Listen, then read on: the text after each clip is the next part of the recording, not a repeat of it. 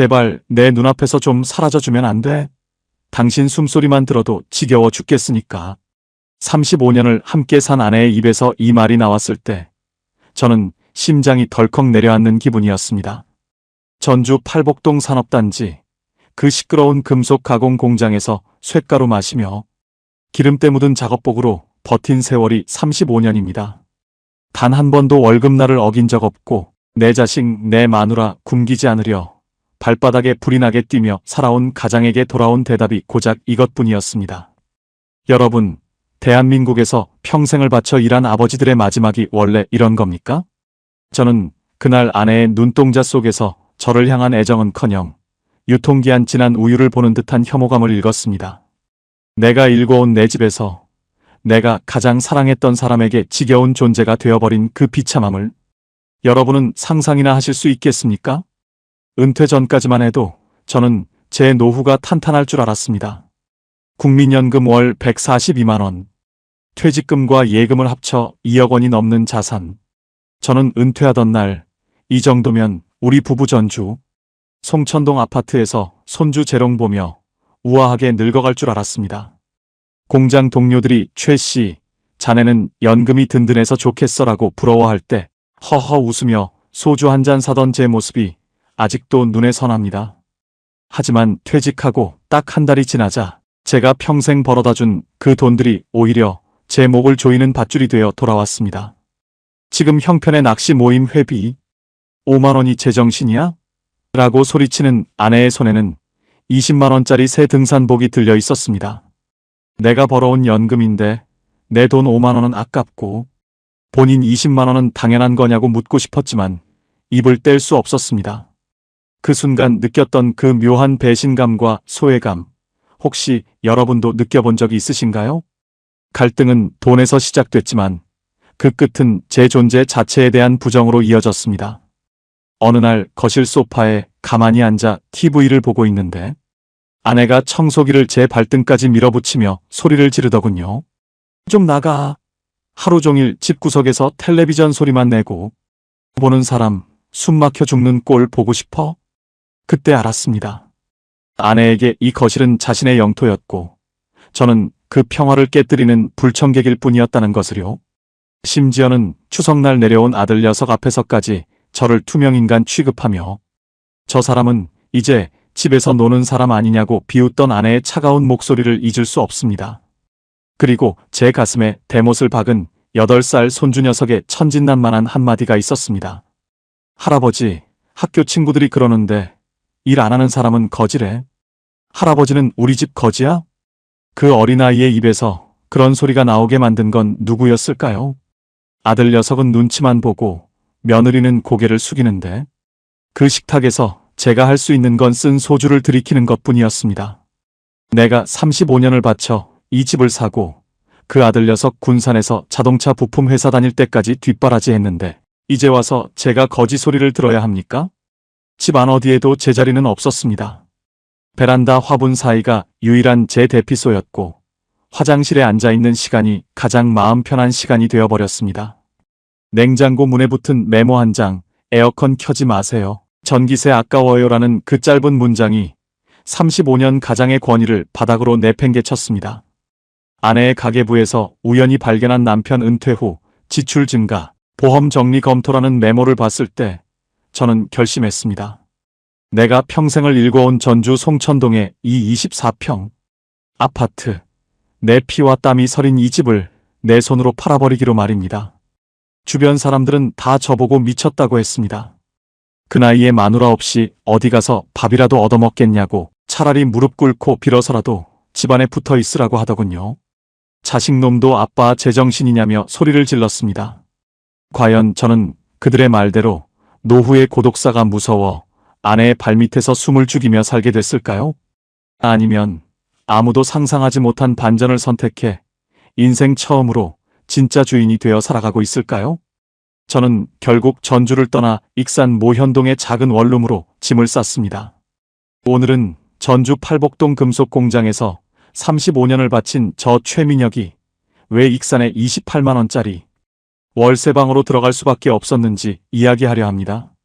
그리고 그곳에서 제가 마주한 진실, 아내의 독설 뒤에 숨겨져 있던 그 끔찍한 계획들과 제 인생을 바꾼 결정적인 사건이 무엇인지 여러분께 가감없이 들려드리려 합니다. 지금 여러분의 아내가 혹은 여러분의 남편이 여러분을 향해 지겹다는 눈빛을 보내고 있다면 오늘 제 이야기는 여러분의 남은 30년 인생을 송두리째 바꿀 지침서가 될 것입니다. 제가 그 좁은 원룸으로 들어가서 전부를 잃었을까요? 아니면 기적처럼 다시 살아났을까요? 자, 그럼 그 처절하고도 가슴 벅찬 사연 속으로 지금 함께 들어가 보시죠. 제가 평생을 몸담았던 곳은 전주 팔복동 산업단지였습니다. 지금이야 공장들이 많이 이전하고 조용해졌지만 90년대만 해도 거기는 활기가 넘쳤거든요. 금속 가공 공장의 그 육중한 기계 돌아가는 소리, 그리고 코끝을 찌르는 매캐한 절삭유 냄새. 그게 제 청춘의 향기였습니다. 매일 아침 7시면 어김없이 공장 문을 열었습니다. 송천동 집에서 팔복동까지 비가 오나 눈이 오나 자전거 페달을 밟으며 출근했죠. 금속을 깎고 다듬는 일이 어디 보통 일인가요?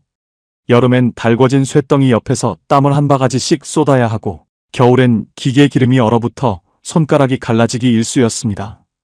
하지만 힘들다는 소리 한 번 안 했습니다. 매달 25일 통장에 찍히는 월급 숫자만 보면 세상 모든 피로가 싹 가시는 것 같았거든요. 그 돈으로 우리 정이 맛있는 거 사주고 군산에 있는 우리 아들 준호 대학까지 보냈습니다. 최 씨, 자네는 참 성실해. 팔복동에서 자네 모르면 간첩이지. 공장장님이 건네는 그 칭찬 한마디에 어깨에 힘이 들어갔던 저는 그런 가장이었습니다. 35년이라는 시간은 참 무섭도록 빠르더라고요. 어느덧 머리카락은 희끗해지고 무릎 관절에서는 삐걱 소리가 나기 시작했습니다. 정년 퇴직하던 날 공장 동료들이 작은 케이크 하나를 준비해 줬습니다. 민혁 형님, 그동안 고생 많으셨습니다. 이제 사모님이랑 편하게 지내세요. 그 말을 들으면서 저는 정말 그럴 줄 알았습니다. 이제는 쇳가루 안 마셔도 되고 알람 소리에 놀라 깨지 않아도 되는 평화로운 노후가 시작된 줄만 알았죠. 은퇴 당시 제 수중에 남은 건 송천동 24평 아파트 한 채와 퇴직금 1억 4천만 원이었습니다. 여기에 예금 8천만 원을 합치니 2억 원이 넘는 목돈이 생겼고 무엇보다 매달 꼬박꼬박 들어오는 국민연금 142만 원이 제 든든한 백이었습니다. 이 정도면 어디 가서 손 안 벌리고 살겠다. 저는 제 인생 성적표가 이 정도면 합격점이라고 확신했습니다. 그런데 문제는 그 다음이었어요. 은퇴하고 딱 보름이 지나니까 제가 알던 집이 더 이상 제가 알던 집이 아니더라고요. 아침 8시만 되면 아내는 전주 덕진공원 요가 모임에 간다며 화장을 하고 나갔습니다. 여보, 나도 같이 갈까? 공원 한 바퀴 돌면 좋잖아. 제가 넌지시 물어보면 아내는 인상부터 찌푸렸습니다. 거기 다 여자들 뿐인데 당신이 왜 와? 사람 민망하게. 그냥 집에서 TV나 봐요. 그때 처음 느꼈습니다. 아내에게는 이미 제가 없는 자기만의 견고한 일상이 있었다는 것을요. 제가 공장에서 땀 흘리던 35년 동안 아내는 이 집의 주인으로, 동네의 일원으로 자기만의 세계를 만들어 놓았던 겁니다. 그 세계에 갑자기 덩치 큰 늙은 남자가 끼어드니 아내 입장에서는 거추장스러운 불청객처럼 느껴졌나 봅니다. 낮 시간 동안 텅 빈 집을 지키는 건 오로지 저뿐이었습니다. 거실 소파에 앉아 있으면 왠지 모르게 죄 짓는 기분이 들더라고요. TV 소리를 조금만 크게 키워도 외출하고 돌아온 아내가 현관문 들어서자마자 인상을 씁니다. 전기세가 얼만데 낮부터 텔레비전을 크게 틀어놔요. 옆집에서 욕하겠네. 그 말이 무서워 저는 리모컨 볼륨을 12하로 줄였습니다. 귀도 어두워진 나이에 작은 소리를 들으려 애쓰다 보니 제 처지가 참 처량하다는 생각이 들더군요. 점심때가 되면 더 기가 막힙니다. 냉장고를 열면 반찬통 위에 포스트잇이 붙어 있습니다. 점심은 밥통에 밥 있으니까 김치랑 먹어요.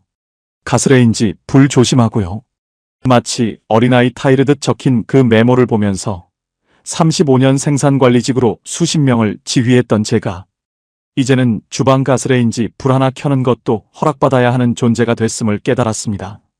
어느 날은 거실 바닥에 떨어진 머리카락 몇 가닥을 치우지 않았다고 아내에게 호되게 혼이 났습니다. 당신은 하루 종일 집에 있으면서 이런 것도 하나 못 치워? 나는 요가 다녀와서 청소하느라 허리가 끊어질 것 같은데. 그 순간 저는 아내의 눈을 똑바로 쳐다볼 수가 없더라고요.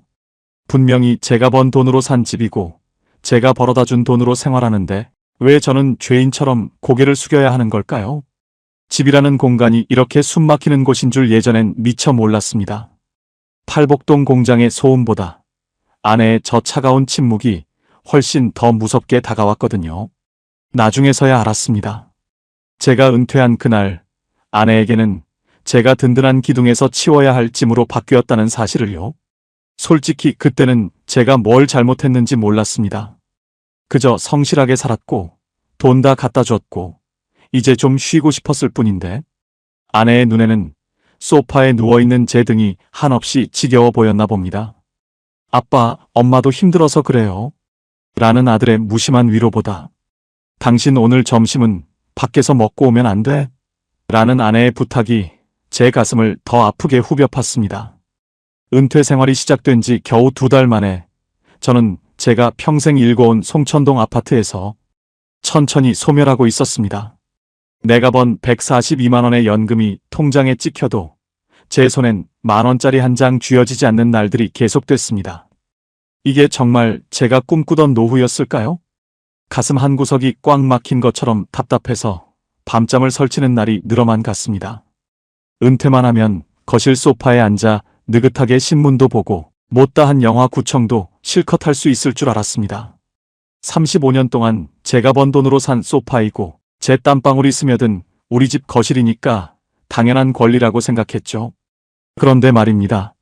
은퇴하고 한 달이 지나니 그 당연했던 권리가 어느새 아내의 허락을 받아야 하는 특권으로 바뀌어 있었습니다. 아침 9시 아내가 덕진공원으로 요가를 가기 전까지 거실은 그야말로 살얼음판이었습니다. 제가 소파에 앉아 있으면 아내는 청소기를 들고 제 발밑을 사정없이 밀어붙였습니다. 좀 비켜봐요. 먼지나게 왜 거기 계속 앉아 있어? 사람이 눈치가 있어야지 청소하는 거 안 보여요? 그 서슬 퍼런 기세에 저는 슬그머니 일어나 베란다로 자리를 옮겨야 했습니다. 분명히 제 집인데 저는 왜 집안에서 정처 없이 떠도는 난민이 된 걸까요? 아내가 외출하고 나면 그제야 거실은 제 차지가 됐지만 그마저도 마음이 편치 않았습니다. 혹시라도 아내가 예상보다 일찍 돌아올까봐 TV 소리는 겨우 들릴 정도로 줄이고 현관문 소리에 온 신경을 집중해야 했으니까요. 그런데 말이에요. 진짜 서러운 건 따로 있었습니다. 어느 날은 날씨가 너무 좋아서 아내에게 넌지시 말을 건넸습니다. 오늘 덕진공원 연못에 연꽃이 예쁘게 피었을 텐데 나도 같이 가면 안 될까? 그 말에 아내는 질색하며 대답하더군요. 거기 다 내 친구들 뿐인데 당신이 왜 와? 사람들 눈치 보이게. 제발 좀 혼자 있지 말고 운동이라도 가요. 아내에게 저는 더 이상 함께 걷고 싶은 동반자가 아니라 자신의 사회생활을 방해하는 창피한 존재였나 봅니다. 그날 이후 저는 집에서 점점 자리를 잃어갔습니다. 거실 소파는 아내의 전용석이 됐고 저는 안방 침대 끝자락이나 식탁 의자에 앉아 시간을 보내는 일이 많아졌습니다. 아내 눈을 못 마주치겠더라고요. 마치 제가 이 집에 무단 침입해서 밥만 축내고 있는 사람처럼 느껴졌거든요. 문제는 여기서 끝이 아니었습니다. 제 이름으로 매달 들어오는 국민연금 142만 원. 평생 성실하게 납입한 결과물이라 제 유일한 자부심이었습니다. 그런데 이 돈의 관리권마저 아내에게 있었습니다. 당신은 돈 쓸 줄 모르니까 내가 관리할게요. 공과금 내고 보험금 넣고 나면 남는 것도 없어요. 그 말 한마디에 제 연금은 들어오자마자 아내의 계좌로 썰물처럼 빠져나갔습니다. 가끔 친구들을 만나 전주 한옥마을 근처에서 콩나물 국밥이라도 한 그릇 먹으려면 아내에게 10,000원짜리 한 장을 구걸하듯 받아야 했습니다. 무슨 국밥값이 그렇게 비싸? 대충 집에서 먹지. 아내의 타박을 들으며 받은 그 돈은 제 가슴을 천근만근으로 짓눌렀습니다. 제가 번 돈인데 제가 35년 동안 팔복동 공장에서 기계 소리에 귀가 먹먹해지도록 일해서 받은 돈인데 말입니다. 나중에 알았는데요. 그게 제 노후를 갉아먹는 시작이었습니다. 아내는 제 연금으로 본인의 품위 유지비는 아끼지 않았습니다. 백화점에서 파는 비싼 화장품을 사고 친구들과 점심으로 한정식을 먹으러 다니면서도 제 실비 보험료 8만 원이 아깝다고 투덜거리더군요. 이제 나이 들어서 아파봤자 병원비만 나가지 이 보험이 다 무슨 소용이야? 아내의 그 말에 저는 정말이지 눈물이 핑 돌았습니다. 내가 아프면 자식들에게 짐이 될까봐 억지로라도 유지하고 싶었던 보험인데 그걸 아깝다고 말하는 아내를 보며 깨달았습니다. 아내에게 저는 이제 보험을 들 가치조차 없는 그저 감가상각이 다 된 낡은 기계와 다를 바 없다는 사실을요. 자식들은 이런 속사정도 모르고 엄마가 고생 많으시니 아빠가 잘하세요라고만 합니다. 생각처럼 쉽지 않았어요. 군산에서 직장 다니는 아들 녀석에게 전화라도 할까 싶다가도 바쁘게 일하는 애한테 늙은 애비의 투정을 늘어놓는 것 같아 관뒀습니다. 그렇게 저는 전주 송천동 우리 집안에서 점점 투명인간이 되어갔습니다. 거실 소파에서 쫓겨나고 경제권에서 밀려나고 이제는 제 목소리조차 낼 수 없는 처지. 집안의 공기가 부족한 것처럼 숨이 턱턱 막혀왔습니다. 어느 날 밤 화장실에 앉아 있는데 문 밖에서 아내가 친구와 통화하는 소리가 들렸습니다. 얘 말도 마. 남편 은퇴하니까 삼시세끼 차려주는 게 보통 일이 아니야. 집에만 있으니까 숨소리도 듣기 싫다니까. 차라리 예전처럼 야근이라도 했으면 좋겠어. 그 말을 듣는 순간 가슴 속에서 무언가 툭 하고 끊어지는 소리가 났습니다. 제가 35년을 버틴 이유였던 아내가 저를 지옥이라고 표현하고 있었으니까요. 여러분, 혹시 이런 기분 아십니까? 내가 평생을 바친 곳에서 내가 가장 사랑했던 사람에게 완벽하게 거부당했을 때의 그 처참한 말입니다. 저는 그날 밤 변기 뚜껑을 덮고 한참을 앉아 있었습니다. 눈물이 나는데 소리를 낼 수가 없더라고요. 행여나 아내가 화장실에서 뭐 하느라 안 나오냐고 소리칠까봐 입을 틀어막고 꺼느꼈습니다. 이것만으론 부족했습니다. 아내의 구박은 날이 갈수록 교묘해졌고 저는 점점 더 좁은 구석으로 몰리고 있었습니다. 마치 제가 이 집에서 사라져주기를 온 집안 식구들이 바라고 있는 것 같았죠. 송천동 아파트의 그 넓은 창문 밖으로 보이는 불빛들이 저에게는 그저 차가운 얼음 덩어리처럼 보였습니다. 남들은 은퇴하면 황금빛 노후가 펼쳐질 거라 말하지만 저 최민혁에게 노후는 거실 소파 한 칸을 두고 벌이는 처절한 생존 싸움이었습니다. 하지만 이때까지만 해도 저는 몰랐습니다. 제 존재 가치를 바닥까지 떨어뜨릴 더 큰 사건이 우리 집 식탁에서 기다리고 있을 줄은 말입니다. 가장 믿었던 자식과 손주의 입을 통해 나올 그 잔인한 진실이 저를 전주에서 익산으로 몰아넣는 결정적인 계기가 될 줄은 꿈에도 몰랐습니다. 집안에서 투명인간 취급을 당하면서도 제가 마지막까지 붙들고 있었던 건 팔복동 공장에서 함께 고생했던 동료들과의 낚시 모임이었습니다. 한 달에 한 번 전주 근교 저수지나 부안 앞바다로 나가서 낚싯대 던져놓고 소주 한 잔 기울이는 그 시간이 저에게는 유일한 숨구멍이었거든요. 그날도 오랜만에 친구들을 만났습니다. 최 씨, 다음 주에 우리 만경강 쪽으로 밤낚시 가기로 했네. 회비 5만 원씩 걷기로 했으니까 잊지 말고 준비하게나. 친구의 그 말이 왜 그렇게 무겁게 들리던지 모르겠습니다. 예전 같으면 알았어. 내가 오늘 국밥도 쏠게. 라고 호기롭게 말했을 텐데 이제는 5만 원이라는 돈이 제 마음을 짓누르는 돌덩이가 되어버렸습니다. 내 통장에 꼬박꼬박 142만 원이 들어오는데도 제 손엔 만 원짜리 한 장이 없었으니까요. 집으로 돌아오는 길 아내에게 어떻게 말을 꺼낼까 수백 번을 고민했습니다. 송천동 아파트 입구에서 한참을 서성이다 겨우 현관문을 열었죠. 아내는 거실에서 홈쇼핑 채널을 보며 과일을 먹고 있었습니다.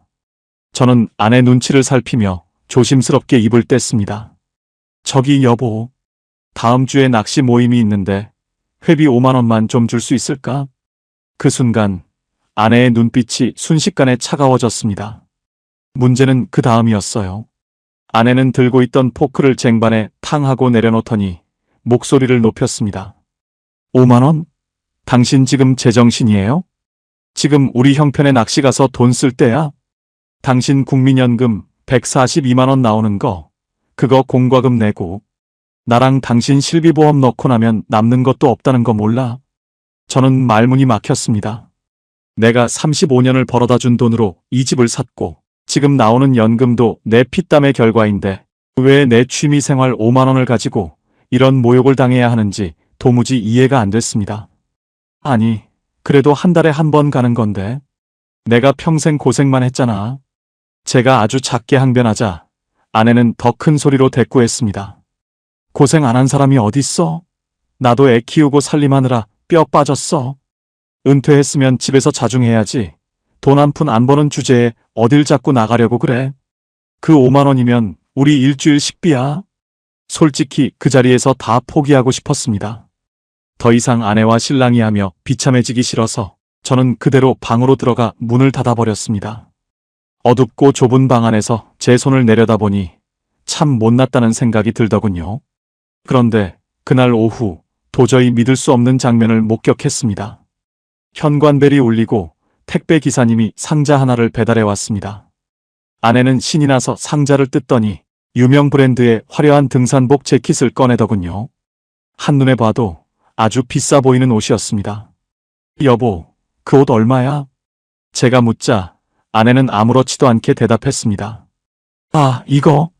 이번에 친구들하고 내장산 단풍 구경 가기로 했거든. 하나 장만했어. 세일해서 20만 원밖에 안 하더라고. 제 5만 원 낚시 회비는 집안 형편 운운하며 막던 사람이 본인 등산복 20만 원은 세일해서 싸게 샀다며 웃고 있었습니다. 그 순간 제 가슴 속에서 뜨거운 것이 울컥 치밀어 올랐습니다. 이건 단순한 돈 문제가 아니었습니다. 저라는 사람의 존재 가치가 이 집에서 철저하게 무시당하고 있다는 증거였죠. 당신, 내 낚시비 5만 원은 식비가 없어서 안 된다더니 본인 등산복 20만 원은 어디서 났어? 제 물음에 아내는 오히려 당당하게 소리를 질렀습니다. 이건 내가 아껴서 모은 돈으로 산 거야. 당신처럼 아무 생각 없이 쓰는 돈이랑 같아? 나도 내 사회생활이 있고 남들 앞에 서려면 이 정도는 입어야 해. 아내의 논리에는 오로지 본인만 있었고 남편은 없었습니다. 아내에게 저는 더 이상 가정을 책임지는 가장이 아니었습니다. 자신의 윤택한 노후를 위해 관리해야 할 비용이자 지출 항목일 뿐이었던 겁니다.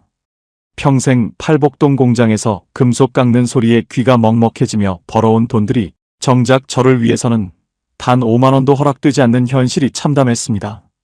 은퇴만 하면 모든 게 편안해질 줄 알았는데 오히려 돈 때문에 더 치사해지는 삶이라니요. 여러분, 혹시 이런 기분 아십니까? 평생 가족을 위해 돈 벌어다 줬는데 정작 내 돈 1만 원 쓰는 것도 눈치 보고 계시는 분들 말입니다. 그 자괴감은 겪어보지 않은 사람은 절대 모릅니다. 아내 눈을 도저히 못 마주치겠더라고요.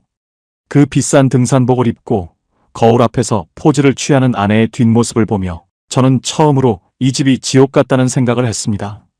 그날 밤 결국 친구에게 전화를 걸었습니다. 어이, 김씨. 나 이번 낚시는 좀 힘들 것 같아. 갑자기 몸이 좀 안 좋아서 말이야. 거짓말을 하고 전화를 끊는데 목이 확 메어왔습니다. 낚시 모임 단체 대화방에서는 친구들이 설레하며 낚시 채비를 준비하는 사진들이 올라왔습니다. 그 사진들을 하나하나 넘겨보며 저는 송천동 아파트 베란다 구석에서 안주도 없이 소주 한 병을 깠습니다. 어두운 베란다에서 홀로 마시는 소주가 왜 그렇게 쓰던지 모르겠습니다. 창밖으로 보이는 전주 시내의 불빛들이 저를 비웃는 것 같았습니다.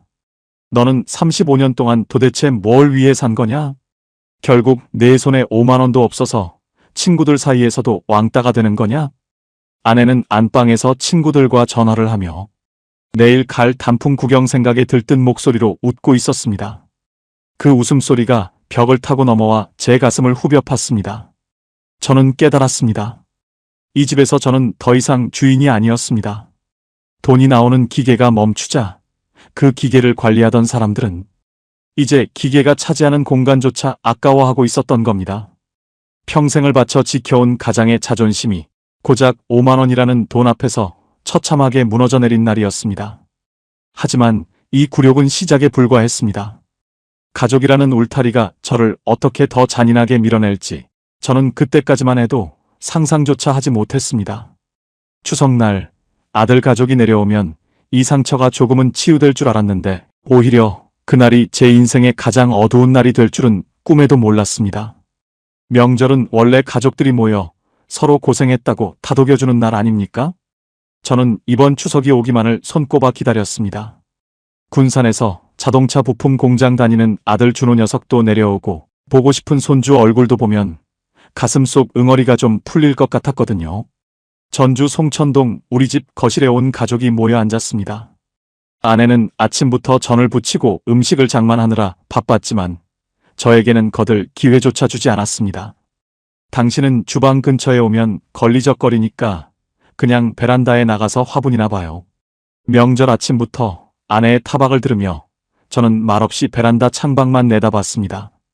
점심 무렵 아들 내외와 손주가 도착했습니다.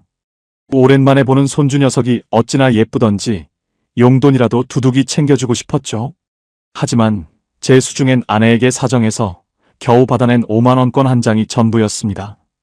평생 팔복동 공장에서 벌어온 퇴직금과 국민연금 142만원이 다 어디로 갔는지 정작 내 손주 용돈 한 번 시원하게 못 주는 제 처지가 참으로 원망스러웠습니다.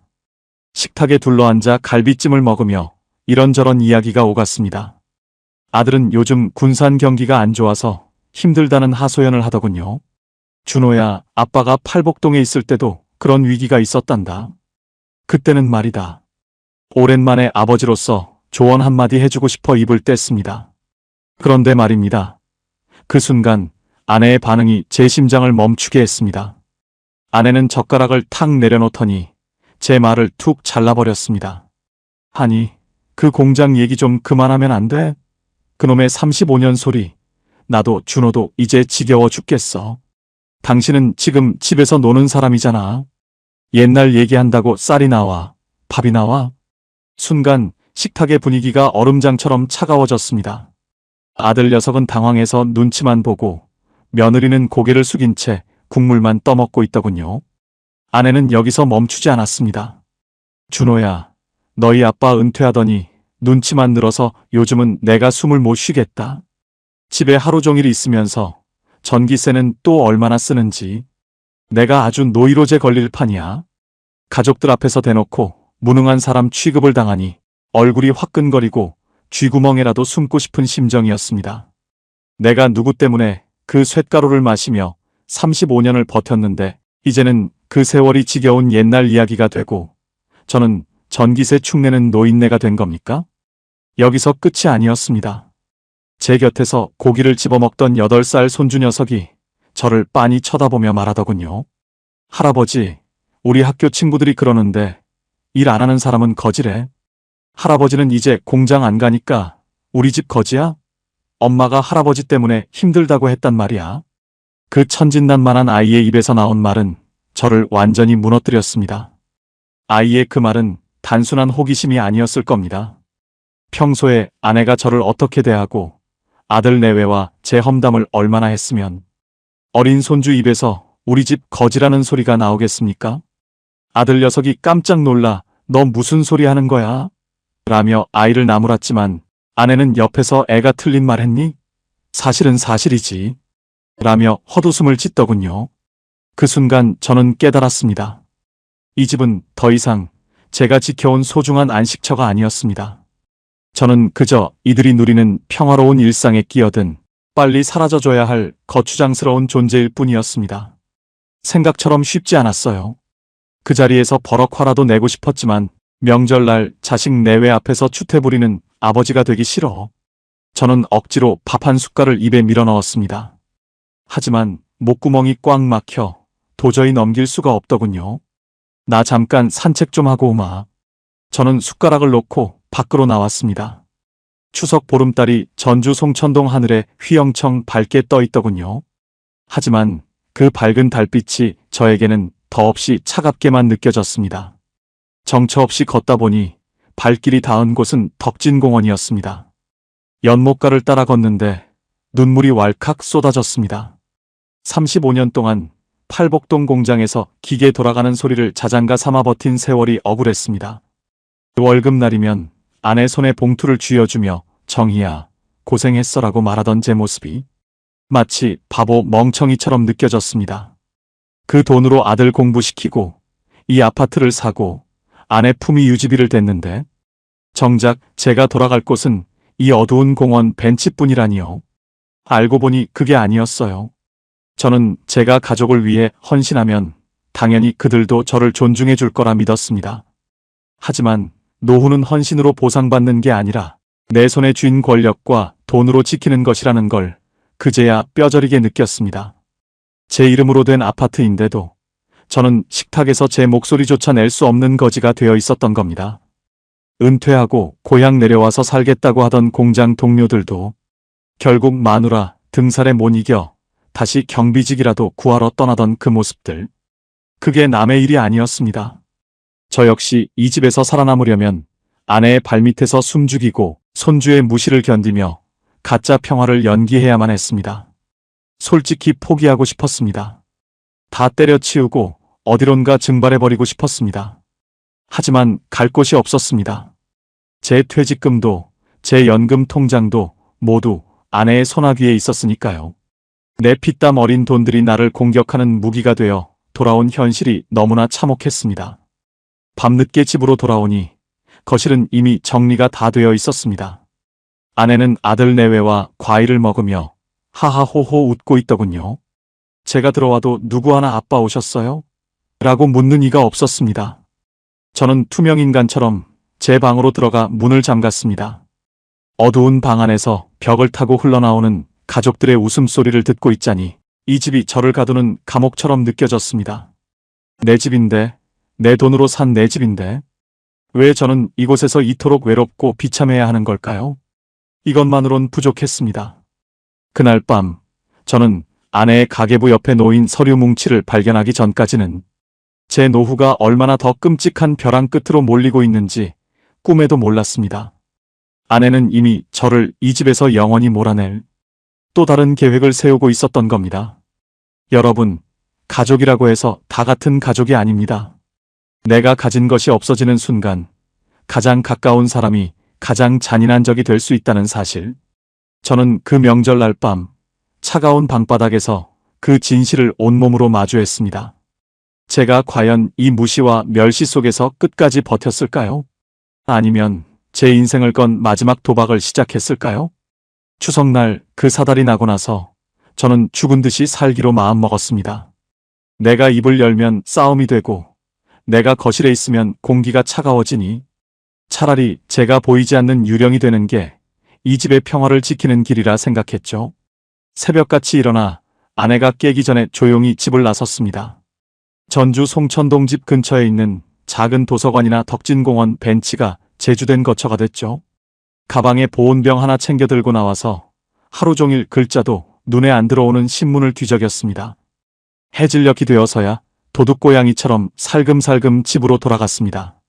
그런데 이상한 일이 생겼습니다. 그렇게 보름 정도 지났을까요? 가시 돋친 말만 내뱉던 아내가 갑자기 부드러워진 겁니다. 여보, 밖에서 고생 많았죠? 어서 들어와서 씻어요. 오늘 당신 좋아하는 조기 구워놨으니까 얼른 씻기 전에 먹어. 현관문을 열자마자 들려오는 아내의 나긋나긋한 목소리에 제 귀를 의심했습니다. 식탁에는 정말 오랜만에 제가 좋아하는 반찬들이 올라와 있더군요. 아내는 제 밥그릇에 생선살까지 발라 올려주며 생긋 웃었습니다. 생각해보니까 내가 너무 예민했던 것 같아. 당신도 평생 고생하고 이제 좀 쉬는 건데 내가 당신 마음을 너무 몰라줬네. 그 말을 듣는데 눈물이 왈칵 쏟아질 뻔했습니다. 역시 부부는 칼로 물베기라더니 아내도 그동안 미안한 마음이 있었구나 싶었죠. 그날 밤 저는 정말 오랜만에 다리에 뻗고 깊은 잠을 잘 수 있었습니다. 이제야 우리 집이 다시 내가 알던 따뜻한 보금자리로 돌아온 것 같았거든요. 첫 번째 고비는 넘겼다고 생각했습니다. 하지만 이것만으론 부족했습니다. 아내는 다음 날부터 저에게 더 살갑게 굴었습니다. 여보, 요즘 국민연금 142만 원 나오는 거 말고 예전에 가입했던 개인연금은 언제부터 수령 가능하다고 했지? 당신 건강 생각해서 내가 새로 알아본 보장성 보험이 있는데 여기 서명 좀 해줄래? 아내의 부탁은 늘 조심스러웠고 타당해 보였습니다. 저는 아내가 저를 걱정해서 챙겨주는 줄로만 알고 묻지도 따지지도 않고 시키는 대로 했습니다. 아내는 제가 서명한 서류를 챙기며 다 우리 노후를 위한 거야라고 말하며 제 손을 꼭 잡아주더군요. 그 손길이 어찌나 따뜻하던지 저는 정말 행복했습니다.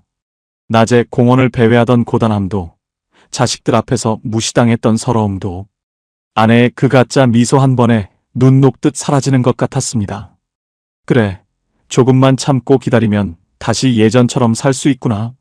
저는 그렇게 믿었습니다. 아내는 가끔 저를 데리고 전주 시내 맛집에 가서 외식도 시켜줬습니다. 우리 이제 돈 걱정 조금 덜 하고 살자. 당신 연금도 꼬박꼬박 나오고 나도 아껴 쓰면 되니까. 아내의 그 말에 저는 정말 안심했습니다.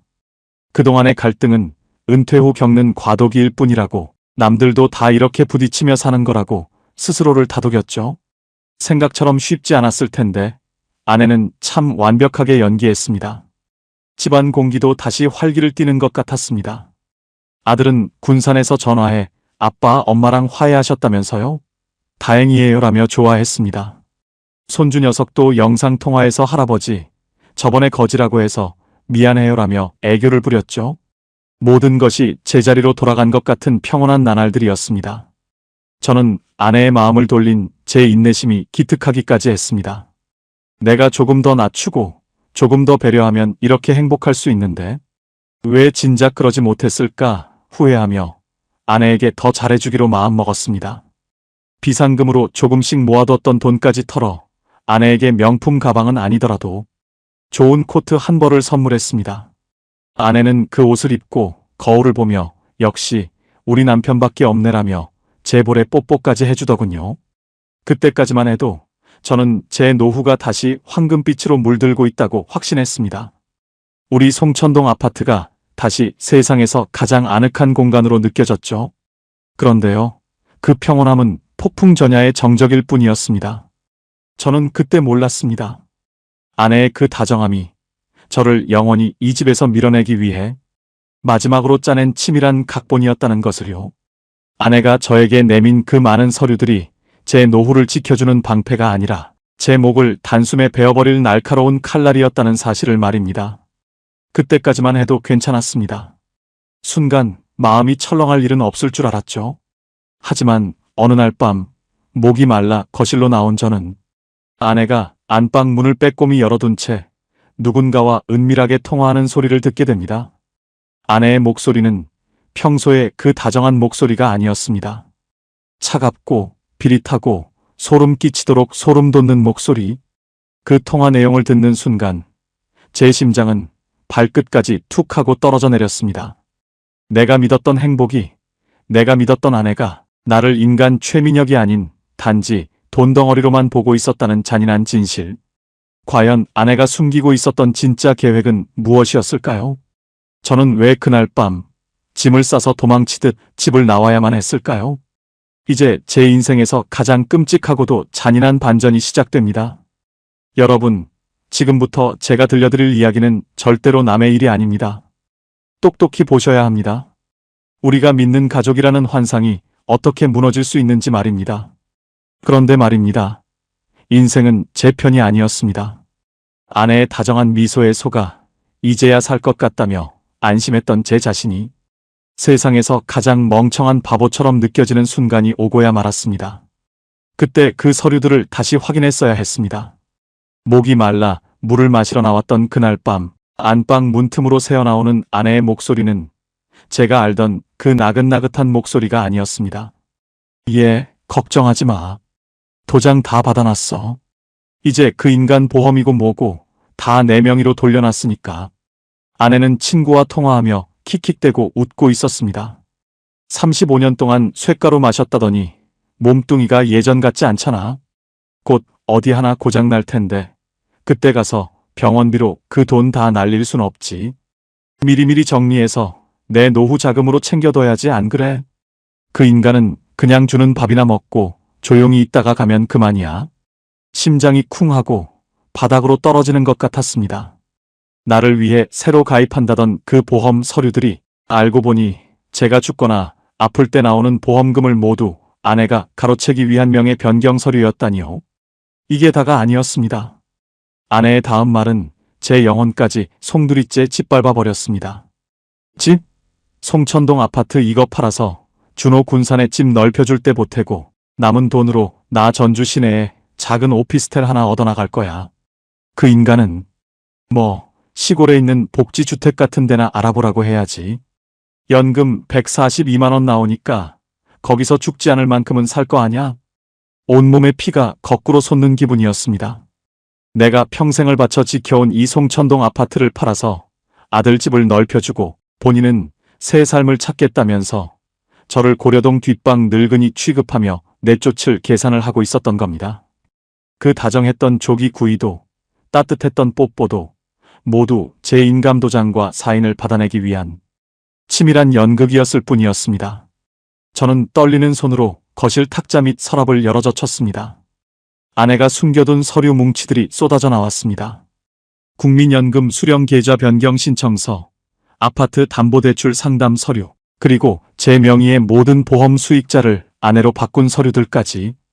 그곳에는 제가 평생을 바쳐 일궈온 35년의 세월이 아내라는 사람의 손에 의해 난도질 당해 있었습니다.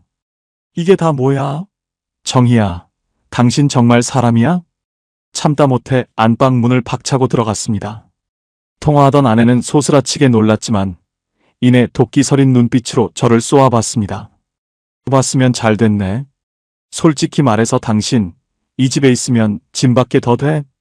연금 142만 원? 그거 가지고 요즘 세상에 둘이 어떻게 살아? 당신 몸까지 아파봐. 우리 다 죽는 거야. 아내는 미안한 기색은커녕 오히려 당당하게 소리를 질렀습니다. 내가 당신 뒷바라지 하느라 내 청춘 다 보냈어. 이제 나도 좀 편하게 살고 싶어. 당신은 이미 쓸모가 없잖아. 그냥 내가 시키는 대로 하고 조용히 시골 내려가서 국가에서 주는 지원금이나 받으면서 살아. 쓸모가 없다니요. 내가 누구 때문에 팔복동 그 뜨거운 열기 속에서 화상을 입어가며 버텼는데, 내가 누구 때문에 그 치욕스러운 상사 욕설 다 견뎌가며 월급 봉투를 가져다 줬는데, 이제 와서 기계가 낡았으니 폐기 처분하겠다는 말과 무엇이 다릅니까? 그때는 몰랐습니다. 제가 믿었던 가족이라는 울타리가 이렇게나 차갑고 날카로운 칼날이 되어 제 목을 겨누고 있을 줄은 말입니다. 아내는 이미 저를 법적으로도 경제적으로도 완벽하게 고립시켜 놓은 상태였습니다. 제가 그날 사인한 서류들은 이미 전산으로 처리되어 돌이키기도 힘든 상황이었죠. 당신, 정말 무서운 사람이네. 제가 허탈하게 중얼거리자 아내는 코웃음을 쳤습니다. 무서운 건 세상이야. 당신이 아니라. 돈 없는 노후가 얼마나 끔찍한지 당신이 알아? 나는 당신처럼 바보같이 당하고만 살지 않을 거야. 내일 부동산에서 사람 올 거니까 그렇게 알아. 그날 밤 저는 송천동 아파트 거실 바닥에 주저앉아 밤을 꼴딱 새웠습니다. 창밖으로 보이는 전주 시내의 불빛들이 마치 저를 비웃는 괴물의 눈동자처럼 보였습니다. 내가 만든 내 집인데, 내 돈으로 산 내 소파인데, 왜 저는 여기서 도망쳐야 하는 도망자가 된 걸까요? 여기서 끝이 아니에요. 제가 아들에게 전화를 걸어 도움을 요청했을 때 아들 준호의 대답은 제 마지막 희망마저 산산조각 내버렸습니다. 아빠, 엄마 말이 맞아요. 저도 군산에서 집 넓혀야 애 교육도 시키고 하죠. 아빠가 조금만 양보해 주세요. 요즘 세상에 다들 그렇게 살아요. 가족 모두가 공범이었습니다.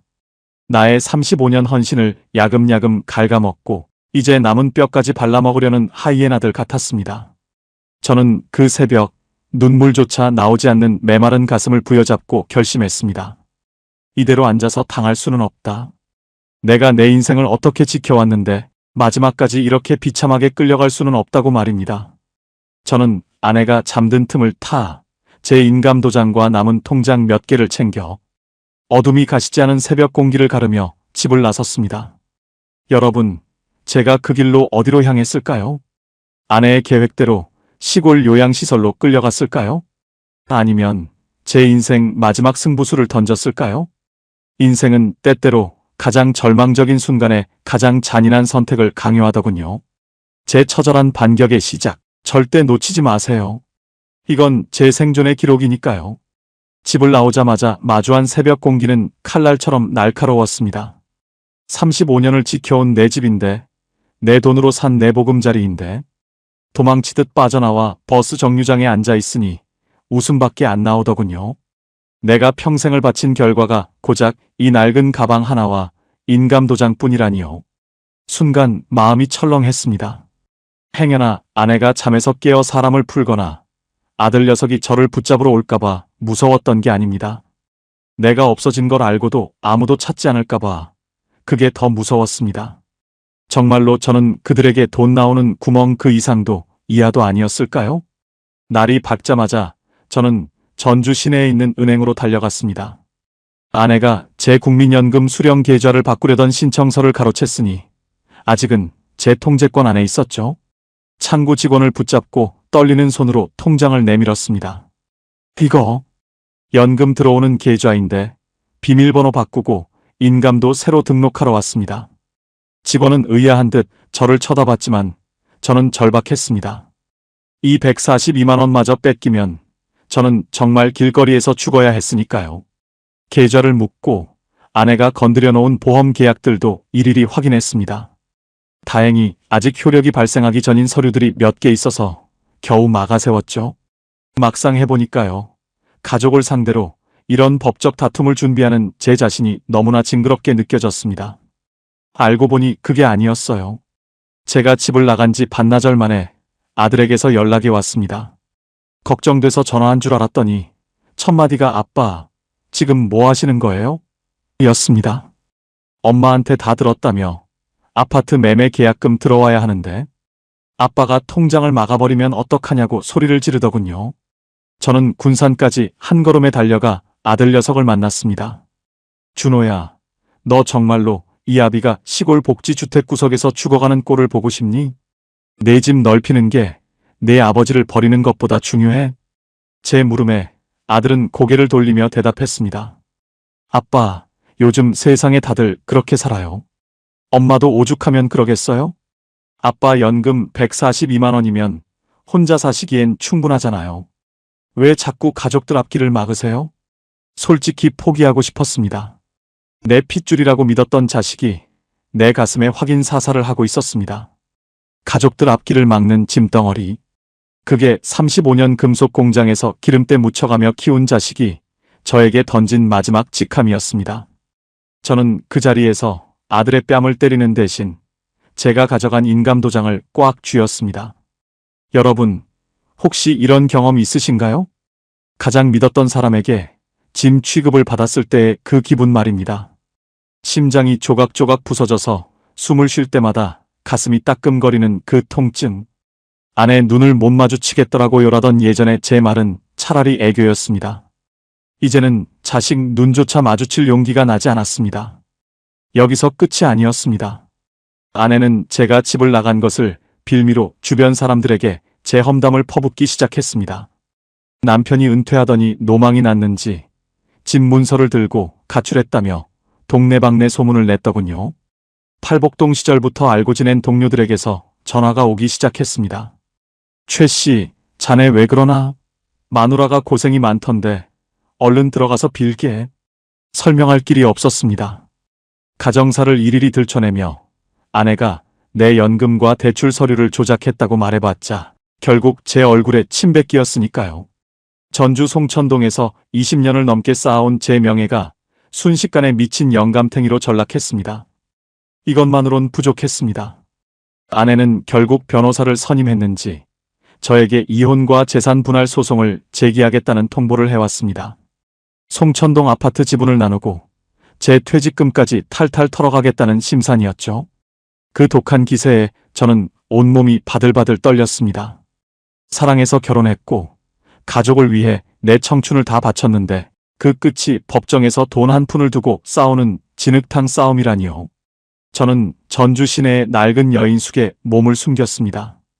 하루에 3만 원 하는 눅눅한 방에서 컵라면 하나로 끼니를 때우며 아내가 보낸 협박 문자와 아들의 원망 섞인 메시지를 읽고 또 읽었습니다. 아빠 때문에 우리 집안 풍비박산 났어요. 만족하세요? 라는 아들의 문자가 제 심장에 독을 뿌리는 것 같았습니다. 아직 남은 게 있었어요. 제 주머니엔 아직 송천동 아파트의 공동명의 권한과 인감도장이 있었습니다.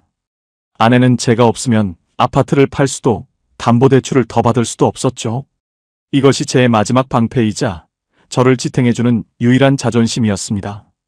그래, 너희가 나를 버린다면 나도 내 방식대로 살 길을 찾겠다. 저는 여인숙 침대에 누워 천장의 곰팡이를 바라보며 다짐했습니다. 더 이상 전주 송천동의 최민혁은 없다. 누군가의 남편도 누군가의 아버지도 아닌 그저 자기 인생을 지키기 위해 사투를 벌이는 한 남자만 남았을 뿐이다. 하지만 법적인 싸움은 길고도 험난했습니다. 변호사 비용이며 생활비며 매달 나오는 국민연금 142만 원은 이 처절한 싸움을 이어가기엔 턱없이 부족해 보였습니다. 게다가 전주 시내 어딜 가도 아내의 소문 때문에 고개를 들고 다닐 수가 없었죠. 전주를 떠나야 했습니다.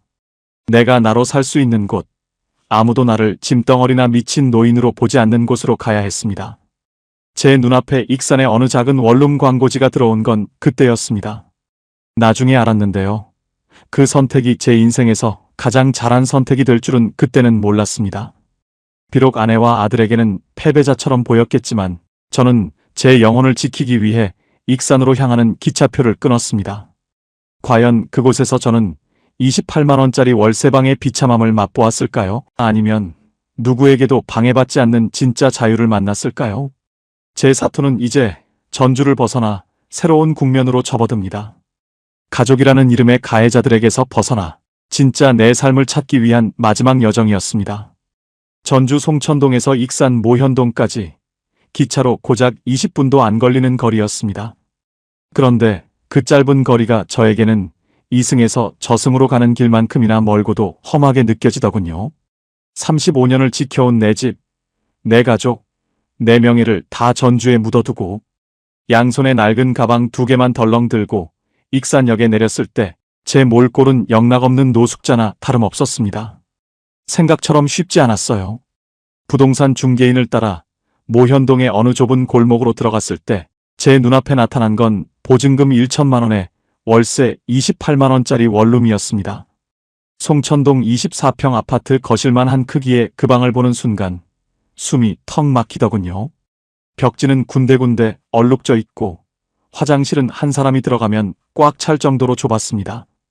최 선생님, 이 가격에 이만한 방 구하기 힘들어요. 볕도 잘 들잖아요. 중개인의 말은 귀에 들어오지도 않았습니다. 저는 그날 바로 계약서에 도장을 찍었습니다. 아내와 아들이 제 인감도장을 노리고 있는 전주를 떠나 단 하루라도 빨리 제 이름으로 된 온전한 내 공간이 필요했으니까요. 문제는 여기서 끝이 아니었습니다.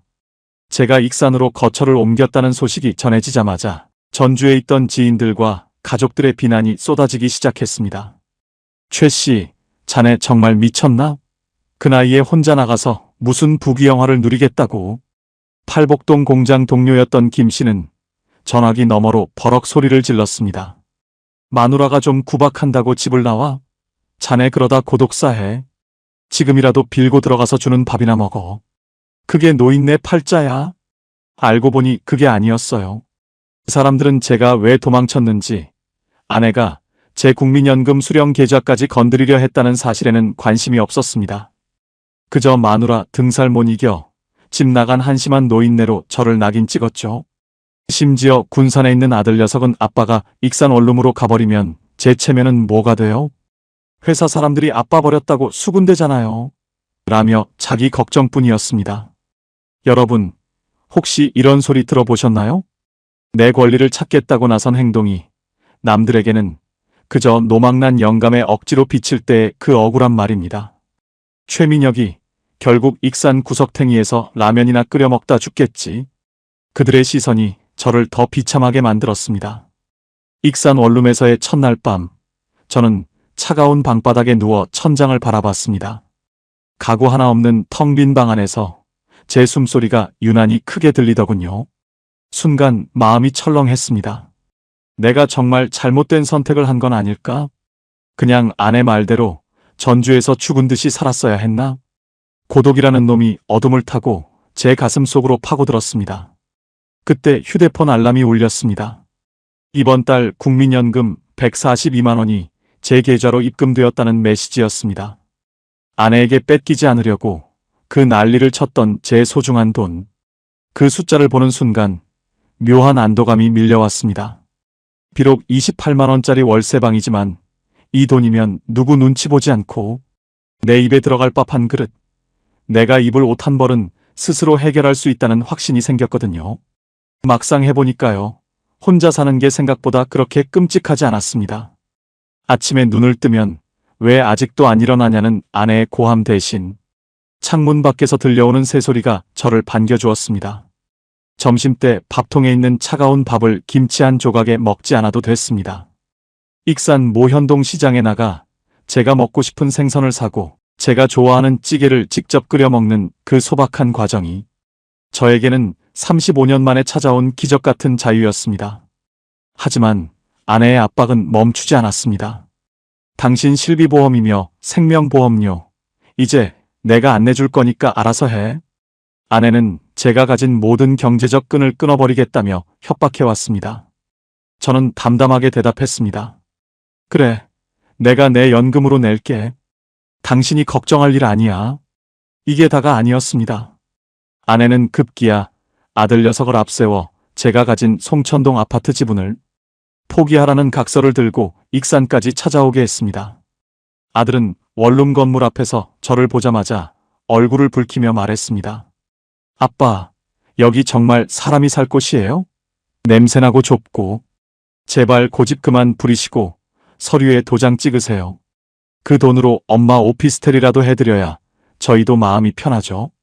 제 아들은 아비가 사는 꼴이 불쌍해서가 아니라 아비가 가진 마지막 재산이 엄마 손으로 넘어가지 않아 자신에게 불똥이 튈까봐 저러고 있었던 겁니다.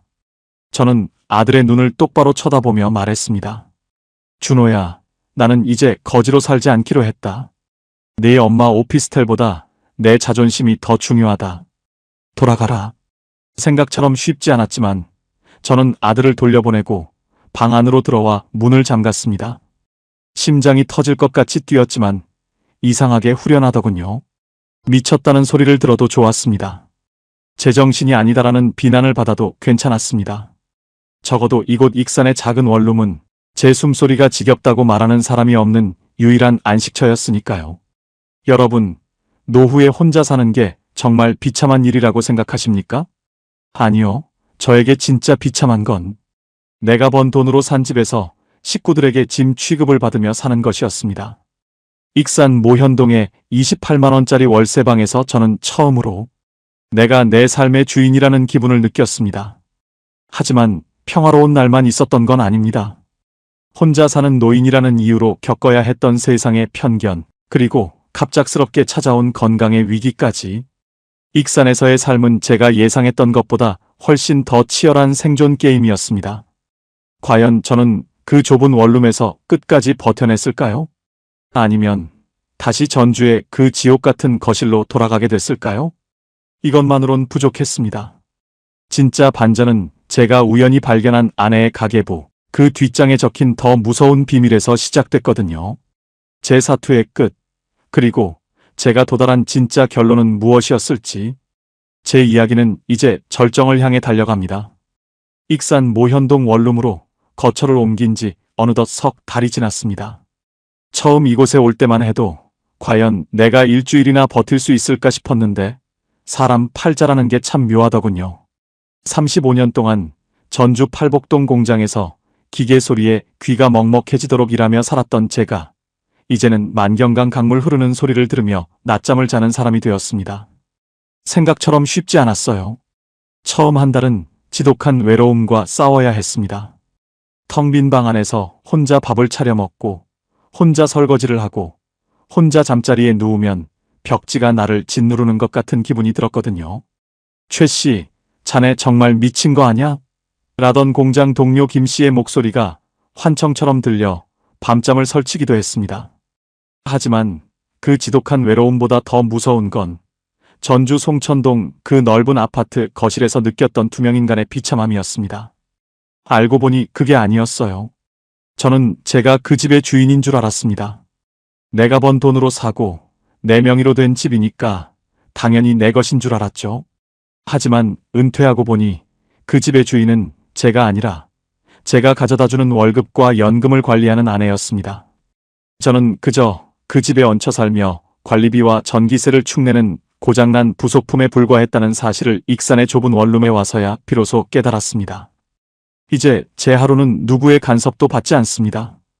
아침 8시 아내의 잔소리 대신 모현동 시장 상인들의 활기찬 목소리에 잠을 깹니다. 에어컨을 켜든 TV를 크게 틀든 전기세 아깝다고 타박하는 사람도 없습니다. 점심때가 되면 시장에서 사온 싱싱한 조기 한 마리를 굽습니다. 집안에 생선 냄새 난다고 눈치 주는 사람이 없으니 노릇노릇하게 구워진 생선살을 하얀 쌀밥 위에 얹어 먹는 그 맛이 35년 만에 처음 느껴보는 진짜 꿀맛이었습니다. 경제적으로도 훨씬 여유로워졌습니다. 매달 들어오는 국민연금 142만 원. 전주에서는 아내 손에 쥐어주고 10,000원짜리 한 장 구걸하듯 받았었지만 여기서는 이 돈이 제 왕국의 황금이나 다름없습니다. 월세 28만 원 내고 공과금 10만 원, 식비 40만 원을 써도 60만 원 넘게 남습니다. 이 돈으로 가끔 낚시 장비도 사고 익산역 근처에서 친구들을 불러 국밥에 수주 한 잔 대접해도 돈이 남더라고요. 여기서 끝이 아니에요. 제가 익산에서 자리를 잡았다는 소식을 듣고 전주에 있는 아내에게서 연락이 왔습니다. 당신 정말 독하다. 어떻게 연락 한 통 없이 그럴 수 있냐며 화를 내더군요. 그러더니 본색을 드러냈습니다. 아들이 군산에서 하던 사업이 조금 어려워졌는데 아파트 담보대출을 더 받으려면 제 인감이 필요하다는 것이었습니다.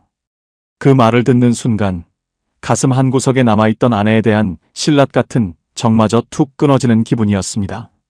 정희야, 나는 이제 그 집으로 안 돌아간다.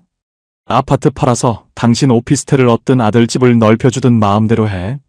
내 지분만큼은 현금으로 정산해서 보내줘. 안 그러면 법대로 할 수밖에 없다. 제가 단호하게 말하자 아내는 비명을 지르며 전화를 끊어버렸습니다. 나중에 알았는데요. 아내는 제가 결국 돈 떨어지면 빌면서 기어들어올 줄 알았답니다.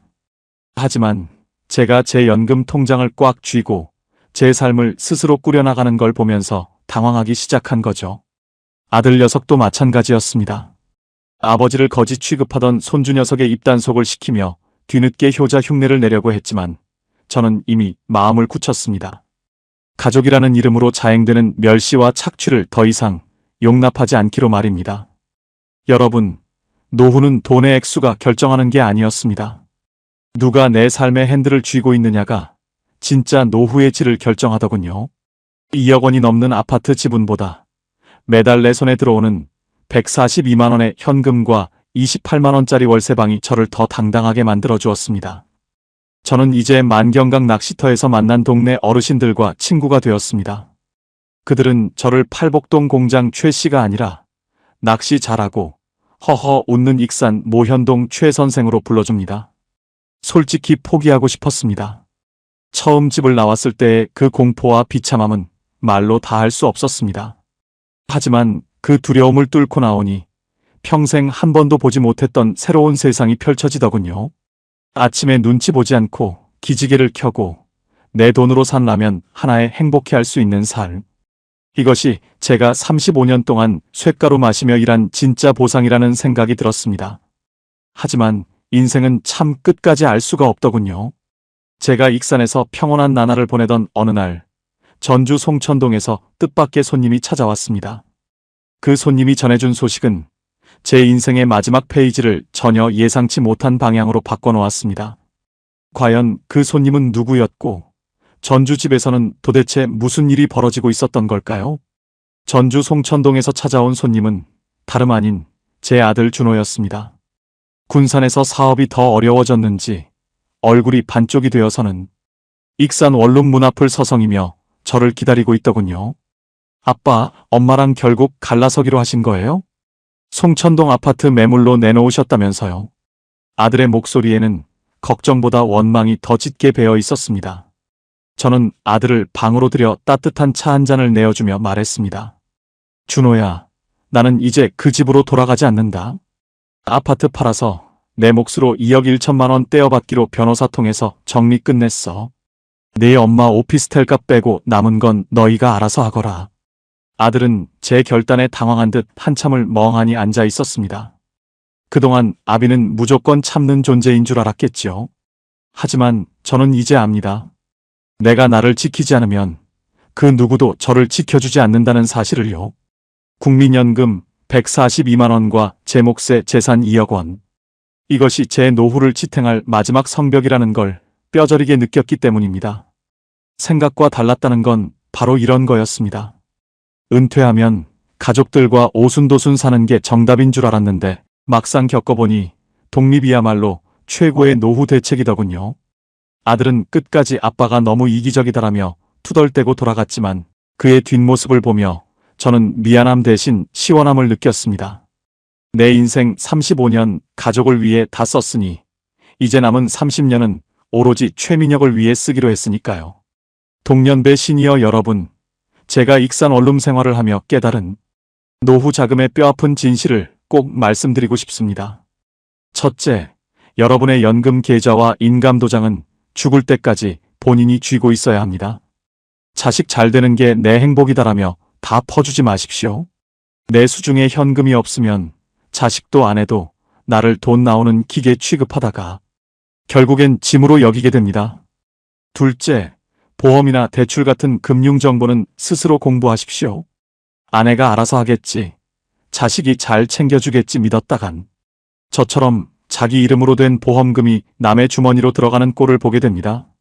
모르는 건 죄가 아니지만 알려고 하지 않는 건 노후의 재앙이 됩니다. 지원금이나 복지 혜택도 주민센터 가서 직접 물어보고 챙기셔야 합니다. 셋째, 집 명의에 목숨 걸지 마십시오. 송천동 24평 아파트, 그거 붙들고 아내 눈치 보며 사느니 차라리 제 몫을 현금화해서 작더라도 내 마음 편한 곳으로 옮기는 게 100번 낫습니다. 누가 내 삶의 주인인지가 중요하지, 남들 보기에 좋은 아파트에서 투명인간으로 사는 건 지옥입니다. 여기서 끝이 아니에요. 노후는 돈이 전부가 아닙니다. 하지만 돈이 없으면 그나마 남은 자존심조차 지킬 수 없습니다. 저는 지금 익산에서 월세 28만 원 내고 살지만 편의점에서 라면 하나를 사도 내 돈으로 내가 결정해서 삽니다. 이 소박한 결정권이 저를 다시 남자로, 그리고 한 인간으로 살게 했습니다. 저는 이제 더 이상 전주의 거지 할아버지가 아닙니다. 아침이면 만경강으로 낚시를 가고 저녁이면 모현동 원룸에서 제가 좋아하는 역사 다큐멘터리를 소리 키워가며 봅니다. 가끔 전주에 있는 공장 동료들이 놀러오면 제 연금 142만 원으로 시원하게 소탕 한 그릇씩 대접합니다. 그들이 부러운 눈으로 저를 쳐다볼 때 저는 비로소 느낍니다. 아, 내가 드디어 내 인생의 주인이 됐구나. 여러분, 늦지 않았습니다. 지금이라도 내 주머니의 지갑을 확인하십시오. 내 권리를 포기하며 얻는 평화는 가짜입니다. 가족이라는 이름으로 여러분의 헌신을 당연하게 여기는 이들에게 당당하게 아니요라고 말할 수 있을 때 진짜 빛나는 노후가 시작된다는 걸 잊지 마십시오. 제 이야기가 누군가에게는 충격일 수도, 누군가에게는 희망일 수도 있을 겁니다. 하지만 이것만은 분명합니다. 69세 최민혁은 지금 그 어느 때보다 행복합니다. 비록 28만 원짜리 원룸이지만 이곳이 제 인생의 진정한 궁전이니까요. 여러분, 전주 송천동 24평 아파트를 떠나 익산의 28만 원짜리 월세방으로 오기까지 저는 제 인생이 끝난 줄만 알았습니다. 35년 공장 생활의 보답이 고작 이 좁은 원룸인가 싶어 밤마다 남몰래 울기도 참 많이 울었죠. 하지만 지금 저는 그 어느 때보다 가슴 벅찬 평화를 누리고 있습니다. 아내의 차가운 눈총도, 지겹다는 독설도, 손주의 무시 섞인 말 한마디도 이제는 저를 흔들지 못합니다. 번듯한 거실 소파는 없지만 제가 앉고 싶은 곳에 앉아 제가 먹고 싶은 것을 먹는 이 소박한 일상이 얼마나 귀하고 소중한 것인지 이제야 알게 됐거든요. 노후는 돈의 액수가 아니라 내 삶의 주인이 누구냐에 따라 천국이 되기도 하고 지옥이 되기도 합니다. 내가 번 국민연금 142만 원을 내 손으로 관리하고 내 자존심을 지키기 위해 독립을 선택한 그 순간, 저는 비로소 진짜 노후를 시작하게 된 겁니다. 혹시 지금 이 영상을 보시는 분들 중에도 가족이라는 이름의 울타리 안에서 숨 죽이며 외로운 싸움을 하고 계신 분이 계신가요? 나만 참으면 집안이 평화롭겠지라는 생각으로 스스로를 지우고 계시지는 않나요? 참는 것만이 능사가 아닙니다. 여러분의 헌신을 당연하게 여기고 여러분을 짐 취급하는 곳은 더 이상 집이 아닙니다. 오늘 제 이야기가 여러분의 가슴에 작은 용기가 되었기를 진심으로 바랍니다. 마지막으로 오늘 사연 속에서 우리가 꼭 기억해야 할 핵심 3가지만 정리해 드릴게요. 첫째, 내 명의의 자산과 연금은 죽을 때까지 본인이 직접 관리하십시오. 아무리 믿는 아내나 자식이라도 경제권을 넘겨주는 순간 여러분의 목소리는 힘을 잃게 됩니다. 둘째, 집안에서 나를 무시하는 분위기가 계속된다면 거주지 분리나 독립도 진지하게 고려하십시오. 불편한 큰 집보다 마음 편한 작은 방 한 칸이 여러분의 건강과 수명을 더 지켜줄 것입니다. 셋째, 나를 위한 보험과 최소한의 품위 유지비는 절대 아끼지 마십시오. 내가 나를 아껴야 남들도 나를 함부로 대하지 못합니다. 오늘 최민영님의 사연이 여러분께 위로와 공감이 되었다면 좋겠습니다. 이 사연이 주변에 힘들어하는 친구분들이나 동료들에게도 전해질 수 있도록 공유해 주시면 감사하겠습니다. 여러분의 작은 관심이 누군가에게는 새로운 인생의 시작점이 될 수 있습니다. 도움이 되셨다면 구독과 좋아요 부탁드리고, 여러분은 지금 어떤 노후를 보내고 계시는지 혹은 어떤 고민이 있으신지 댓글로 남겨주세요. 하나하나 읽으며 여러분과 함께 고민하고 응원하겠습니다. 지금까지 시니어 노후 사연 채널이었습니다. 여러분의 빛나는 노후, 저희가 끝까지 응원하겠습니다. 감사합니다.